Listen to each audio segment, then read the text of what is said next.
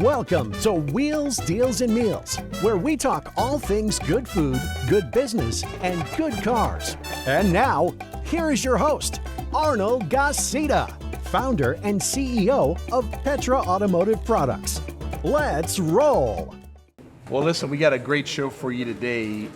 With me is Sam Pena, the fire chief of Houston, Texas, and not only the fire chief of Houston, Texas, but he is one of my great friends. I hope you get to know him in this short interview, but he's probably one of the most humble, nicest individuals I have ever met. Sam, thanks for being on the show. Brother, it's an honor to be here with you, man. I'm so proud of you and your work, man. Thank you. I'm excited. I'm glad about you. Yes, everything sir. that you do. Thank You know, so Houston is what? What are we in comparison? Like fire departments, what is this in the U.S.? So Houston is the fourth largest city in the country, but it's the third largest municipal fire department in the country. So this is Yeah, we're right behind New York, Chicago, and then Houston, followed closely by L.A. so you're the fire chief of the third largest fire department in the U.S., In the country, yes. fourth largest city in the nation, and a city in the second largest county, I think, in the nation. In the country, that's So, right. you know, Yep. I'm honored to be with big players, man. Never a dull moment, that's for sure. Listen, so let's get, before we talk about some of the, your life and how you got to this point, what is your favorite car? My favorite car? Man, you look. I kind of know the answer, so don't be cheating. I think you do. Look, I have a 67 Camaro. That is, it's my favorite car. Not only because it's an awesome car, right? First generation Camaro, but it has some sentimental value, man. I mean, that was the car that my dad bought.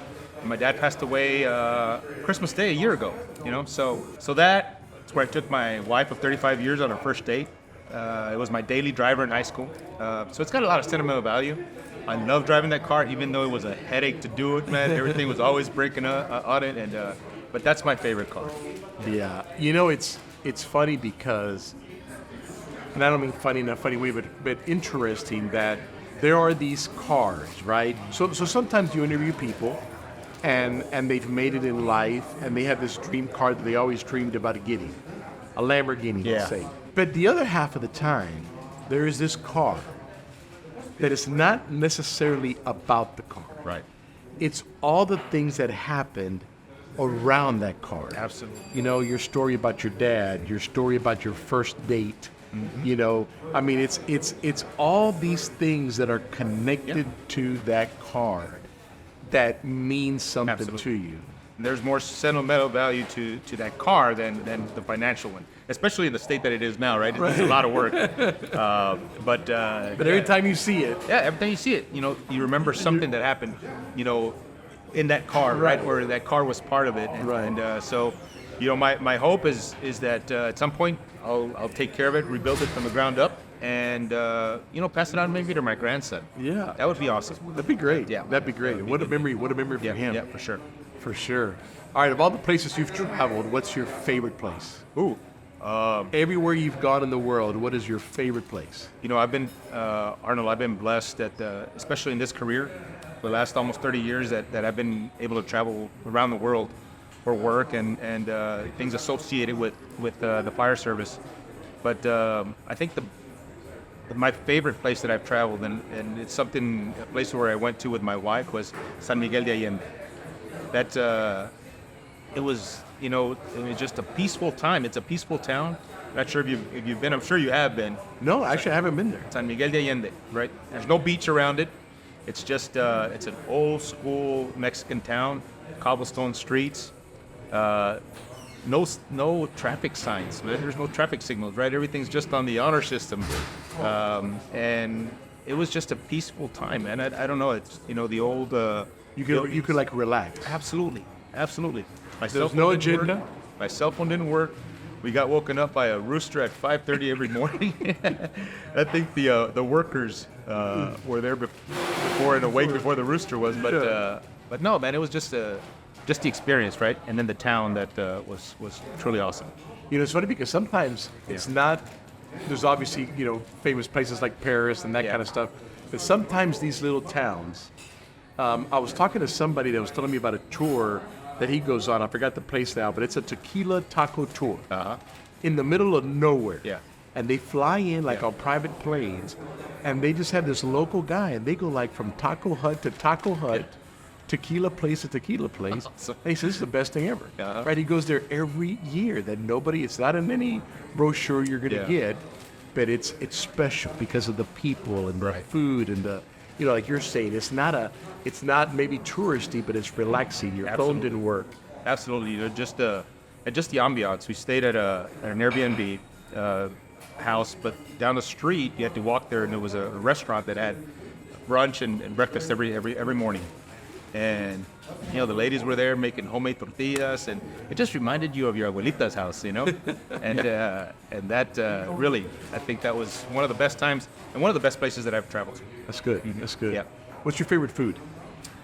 And you know, the easy thing would be Mexican food, right? We're here in Alma Latina, and the owner Roy Marquez and his wife Cherie are good friends, and they run a great place here, great food. So Mexican food is really what I grew up with. Yeah. So is that your favorite Mexican It's my favorite, man. You know, the moles, the rondigas, or those things are really, they remind me of growing up, you know, in border town. I was born in LA, but I grew up in El Paso, and right across the border from Juarez, was where my grandmother lived, and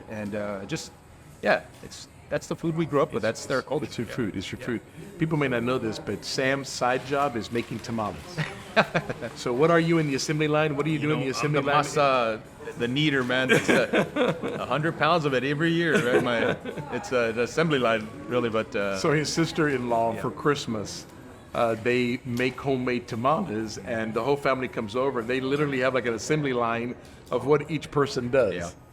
Yeah, tamales are. You're the mixer. You're like the blender. Yeah, I'm the mixer. You know, I don't want to give away the recipe because people may not eat it, but it's one part masa, one part lard, and the old-fashioned way. Flavor is the old-fashioned way. And then we just stuff them with whatever pork, you know, all the basics. But I think I was mentioning to you at one point that one year we had more masa than we had, you know, pork or chicken or anything else, and my sister-in-law's looking through the fridge and she finds frijoles, you know, beans, and we're stuffing them, and I'm thinking, okay, I've been poor at some point, but I've never been that poor. Right? We're eating bean tamales. But, I mean, it's just whatever. Again, fill it with something. Fill it with something. It's more about being with family, being, you know, just that camaraderie, that ambiance, just this feeling of family, right?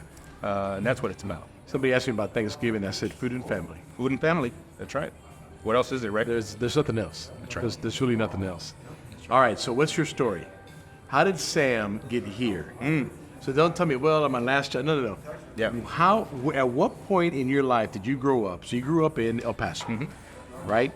At what point did you go, I'm going to be a fireman? Man, Arnold, I wish I had a cool story about how I always wanted to be a firefighter. I woke up since I was 6. Yeah, but that's not really how it happened, man. My wife and I, so I joined the Air Force right out of a year out of high school. My wife and I got married, and I went off to the Air Force for 4.5 years. And I was just moving around a lot. Not really. Where in the Air Force, what was your position? Were you a pilot?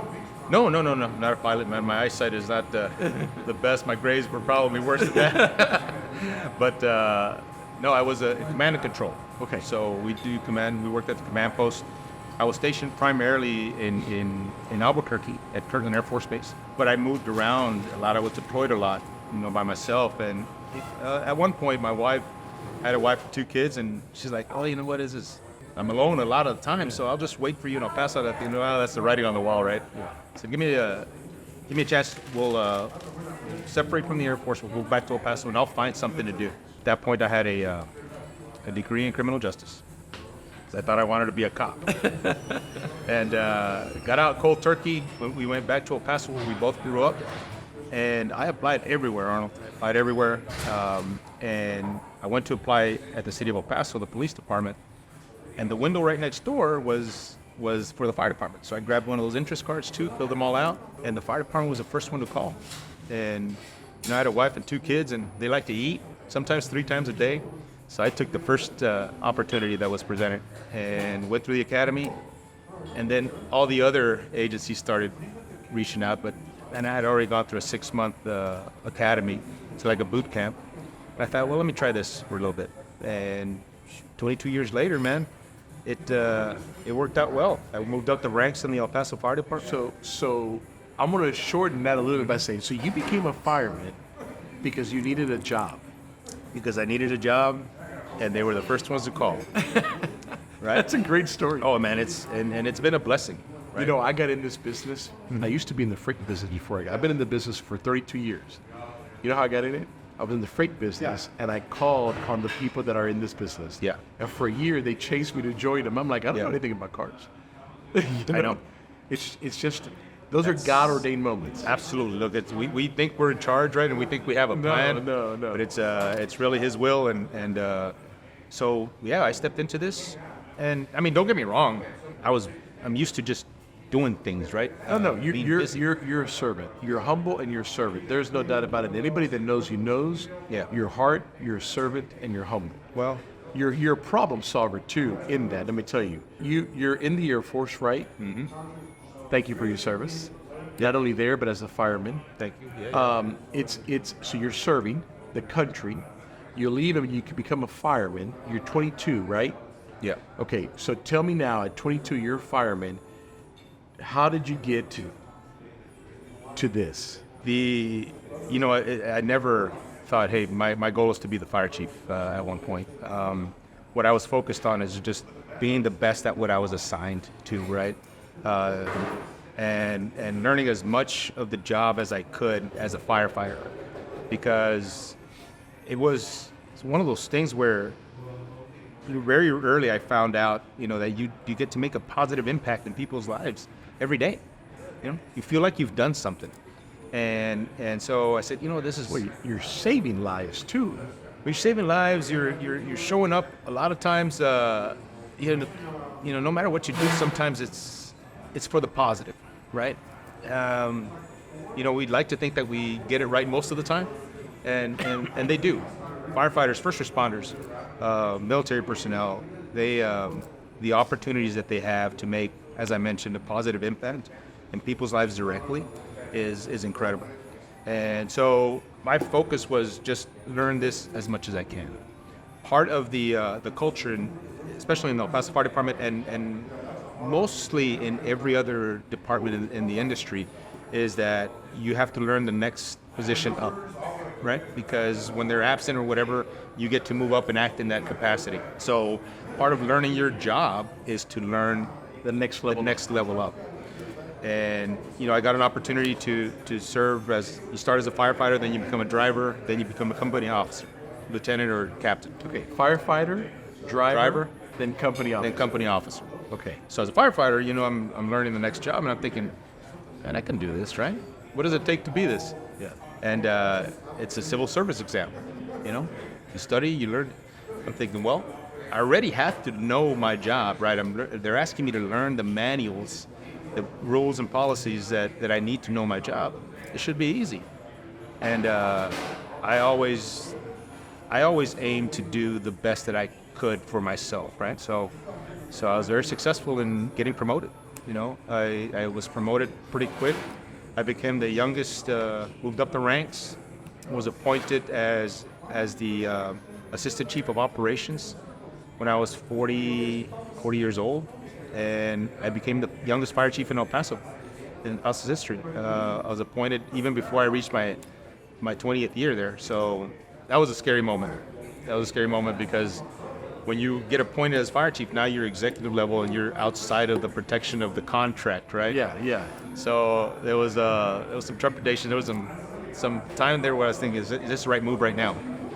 And but the city manager was very accommodating. She says, look, man, I'll carry you in your contract. I'll carry you if something doesn't work out until you can retire, and then we'll part ways if that's what it means. So she really took care of me in that respect. And So you were with the Paso Fire Department, moving up the ranks for how long? for 22 years I spent. 22 years Yes. total, or 22 you became chief? No, 22 years total. I became chief when I was on my 18th year. So 18th year you became chief. 18 years working your way through the program, Ranks. getting to know and understand every position, and working your way to chief. Right. And then you stayed as chief for 4 years. For 3 years and 10 months. You got that down. 3 years and 10 years, months. 10 months, 2 days. And so I took every opportunity, Arnold, to not only learn the next position up, but every opportunity that the department offered to get either certification or experience in other areas. I became a paramedic, hazardous materials technician, confined space rescue technician, aircraft rescue. I mean, every opportunity that was presented, I took that opportunity to learn, right? And so when I moved up as a fire chief, I had that diversity of experience that I could then, put on my resume and so present myself in a better way. And when I took the position, or when I took the opportunity to go through the process to be a fire chief, I did it really thinking at some point I may want to take that shot, right? But I don't want to go in there and embarrass myself. I'm going to try to be competitive. Right. And so I did, and I was their finalist. And so they selected me. I served there for, I had the honor of serving our firefighters there in El Paso for almost 4 years. And then when Mayor Turner got elected here in Houston, he reached out and hired me to be the fire chief here in Houston. And I've been here now 7 years. 7 years. Listen, and we're going to talk a little bit about Houston. I'm going to put this right now. Mm-hmm. In my life, you have been the best fire chief Houston has ever had. Hey, man, that means a lot coming from you, bro. No, for sure, 100%. And it's not just my opinion. You can ask hundreds of thousands of people. Every business that you walk into, they know how caring, loving, humble, committed you are. You have to juggle a crazy amount of stuff, right? Between politicians and everything else. You are the face, but a lot of people don't know that behind the scenes how you have to manage the third largest department and try to make all these thousands of people happy while making the city happy. It's just, listen, there has been no better fire chief, in my opinion, in the opinions of a lot of people in the city than you. So thank you. Well, again, that means a lot. I appreciate that. Let me go back to your 22 years in El Paso. If you had to pick one moment of doing the job, so going out and putting out a fire or saving a life or whatever it is, what is one instant that resonates in your memory from those 22 years? There's a lot of, I'm trying to think of the one incident, right? Because there, as I mentioned, there was a lot of opportunity to really make a difference in somebody's life. But the one I remember the most, Arnold, is I was a paramedic. I made this call for a labor and delivery type call. And the female, when we got there, the female had delivered the baby. Terrible situation. The baby, was not breathing. It was still attached to the cord, and she had it in the bathroom. The female was, she had some problems, drug addiction and stuff, and so we did what we could for that baby. We got a pulse back, and we rushed her to the hospital. The baby survived. The baby made it. And last I heard before I left El Paso was that baby had grown up and she was about to graduate high school. And so those are the things that really keep you going, right?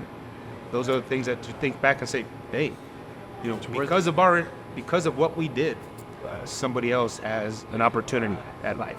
So, yeah. And fire people are loved. Firemen are always loved because people know the danger that you guys put yourself in. So people think fire, buildings on a fire, you go in, you're saving people, but you go to this story of a baby that wasn't born in a hospital, from a mother that had issues. The baby is not breathing, but because you guys got there fast enough and interacted, thanks to God, that baby is graduating from high school. That's a hell of a story. That's an amazing story. It is. I mean, that's right. That is not only saving lives but changing lives. Absolutely. You know, because her story too, right? Yeah. Her story of knowing what happened, where she came from, right, and that this group of firemen came in and did what they did is why today she can graduate from high school is amazing. It is amazing. It's amazing. It's amazing that every department it's the fire department, right? But what we do mostly is emergency medical services. Yes, there's still fires. Yes, there's still vehicle accidents that require the specialized training and tactics, right, that firefighters do. But the majority of what we do is medical response, and I think that's where we make the most impact, right? Because we don't know what would happen, but for the interactions. Now, a lot of times it doesn't work out that way. No, I understand. Even with all the training and all the equipment and everything that we have in place and the investments that communities make into their fire department, things don't always turn out positive. But there are certainly things that we change the trajectory of that incident by the interactions and by the steps that we take when we arrive. And there's very proud of the work that the fire industry does. Very proud of the work that firefighters in the both cities that I've served in, El Paso and Houston, do. Houston, as I mentioned, is the fourth largest city in the country. We have there's always something going on, right? A lot of times there are major incidents just the volume of people that we have. But every day our firefighters show up to work and they do the job that we're asking them to do, and they make a positive impact in these communities. And I couldn't be more proud of them at this point. For sure. And they show up, they do what they do, and people count on them. People count on them. That's exactly it. And again, the job that you guys have done is and you particularly is incredible. All right, let's talk about Houston a little bit. So you've been here for almost 8 years. Mm-hmm. 7 years. 7 years. 7 years. Yep. And what is, because now you're in a big city, right? So what is one of those memorable moments for you in the 7 years of being in Houston? Man, Harvey. I grew up in El Paso, man. It's high desert. Right? I come here 7 months into my assignment here in Houston. This storm of incredible magnitude hits the city of Houston and the Houston area. And I'm thinking, what is all this wet stuff coming from the sky? It's water stuff, man. Why doesn't it stop, right? Funny story, because I was at the Emergency Operations Center, and we were there for, it was maybe day 2 or 3. And I guess I looked stressed, right? Because my chaplain comes up, and he says, he puts his hand on my shoulder, and he says, "Hey, Chief," he says, "what do you need?" I said, we need a prayer, right? He says, I prayed for rain. Stop. Can you call it off? But no, man, that was just the wide areas of devastation. It's incredible. It was incredible, right? And it was just, but one of the things that I saw, the day after it stopped raining, Arnold, we went up into the helicopter, the mayor, the police chief, and I, and just to kind of assess the situation. That same day, the rain had just stopped, and you saw Houstonians and Texans already fighting back, man, right? They were mucking their houses, there was activity, they were trying to get there. It was a totally different response than what we saw almost a decade earlier, right, in another part of the country. It was just amazing to see just the fight, right? I think you're right. Houstonians are resilient. Houstonians, Texans are just proud. Different. Absolutely. But you guys too. I think that's where people really got a glance of your heart. Yeah. Right? Your work ethics. You and your team and out there and doing everything you possibly could in a record rainfall in the history of the United States. But you are right. When it started to stop, people were out there doing it. They were doing it. It was incredible. What happened in Houston was devastating, but at the same time, it showed the world who Houston is. Absolutely. You just a year afterwards, you went out, drove around the city, and you couldn't tell that a major storm had a year earlier devastated this city. You can go to other areas of the country and see where these major storms have hit, and you can still see remnants of those storms, right? It's just a different attitude. It's just a different. It's just the grit right, of Texans and Houstonians that we have, and we work together to make this community better. Houston is a big, small town, is what I see. You know, you meet people that may know somebody you know. You meet people that are successful in their industry, yet they're willing to lend a helping hand, to reach out, you know, to engage, and I think that's what makes us unique. We are. I agree with you. We are special. I think everybody in this city, you know, they really love this city. Yeah. And you're right. You're right. Exactly. Your words are perfect on how we unite and are willing to help you. I don't know if you know this about Petra, and I'm this about you, but just so you know, we're talking about Harvey. So Petra united with the Met Church. Mm-hmm. And so we became the hub, because we have warehousing space, where World Vision and our distributors would send materials. Right. So whatever materials were needed, we would put a bulletin out to our distributors, and they would go buy it and ship it to us. We had 18 wheelers coming in daily from World Vision, our distributors, and we would unload, chocolate bars, energy bars, water, hammers, wood, sheetrock, installation, and then the Met Church was housing people. So we gave them access to our warehouse, and they would come and grab what they needed. We had diapers. There's a video of me in our training room full of diapers. Right. You know, just a warehouse full of diapers. All to say this, people come together and care. Absolutely. And you know, we had people sending things from all over the U.S., but Houstonians in particular. It was unbelievable what we were seeing. No, yeah, absolutely. It was unbelievable what we were seeing. But you guys headed that up. Well, your department headed that up, and headed it up with probably very little sleep for a long time.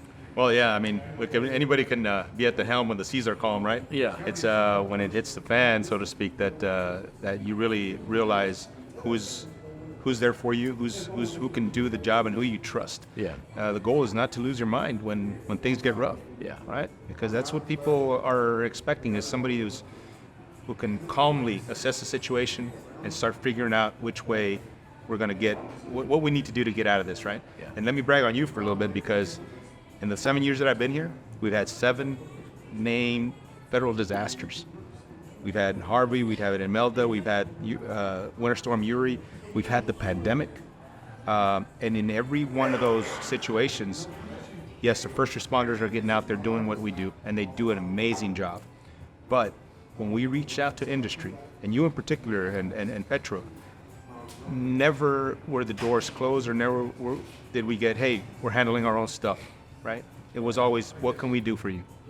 The pivot that you guys did in Petra during the pandemic for hand sanitizers and the things that we needed, right? Masks and gloves and everything else that was in short supply is just amazing. And it goes to show, I think that's indicative of the ingenuity and the heart that our industries in this city have, because it impacted not only us as first responders, community, and I'm sure you reached out, or people were reaching out from across the country, across the... We did, yeah. Right? No, all over. We had hospitals in Michigan, you know, reaching out. I think that's what you do, you know. I think when God blesses us, and even, you know, no matter what your circumstances is, because you can lend a hand, you can share a tamale, you know, or you can open up a warehouse, you can buy things.